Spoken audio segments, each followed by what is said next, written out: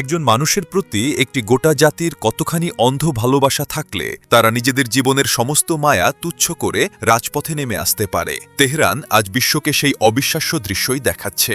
ইরানের সাবেক সর্বোচ্চ নেতা আয়াতুল্লাহ আলী খামেনির এই চিরবিদায় বেলায় মানুষের ঢল আজ সমস্ত কল্পনার সীমা ছাড়িয়ে গেছে। তেহরানের গ্র্যান্ড মোসাল্লা প্রাঙ্গণ থেকে শুরু করে শহরের প্রতিটি অলিগলি আজ কেবল কালো পোশাকে ঢাকা। মাথার ওপর প্রখর রোদের উত্তাপ, চারদিকে দম বন্ধ করা ভিড় আর বাতাসে উড়তে থাকা ধুলিবালি, এই সবকিছুকে হাসিমুখে মেনে নিয়ে দাঁড়িয়ে আছেন লাখো কোটি আবাল বৃদ্ধ বনিতা। তাদের চোখে জল, কিন্তু বুকে রয়েছে এক অদ্ভুত প্রশান্তি। এই প্রশান্তি হল নিজেদের অভিভাবককে শেষবারের মতো এক নজর দেখার তৃপ্তি।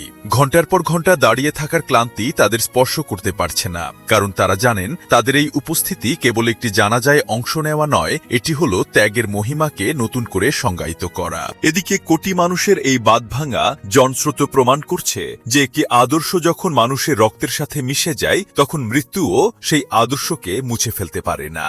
মানুষের এই শোকের মাতম কোনো সাধারণ বিলাপ নয়, এটি হলো একটি জাতির সম্মিলিত হৃদয়ের রক্তক্ষরণ। যে মানুষটি দীর্ঘ ৩.৫ দশক ধরে তাদের সুখে দুঃখে ছায়া দিয়ে গেছেন, পশ্চিমা অবরোধের মুখে যিনি এক অটল পাহাড় হয়ে দাঁড়িয়েছিলেন, আজ তার এই নিথর দেহের সামনে দাঁড়িয়ে পুরো ইরান যেন ডুকরে কাঁদছে। কিন্তু এই কান্নার মাঝেই লুকিয়ে আছে আগামী দিনের বেঁচে থাকার শপথ। এত কষ্ট আর উত্তাপ উপেক্ষা করে এই যে কোটি মানুষ আজ রাজপথে নেমে এসেছেন, তারা মূলত এই বার্তাই দিচ্ছেন যে নেতার মৃত্যু হতে পারে, কিন্তু তার দেখানো পথ থেকে এই জাতি এক চুলও সরে দাঁড়াবে না।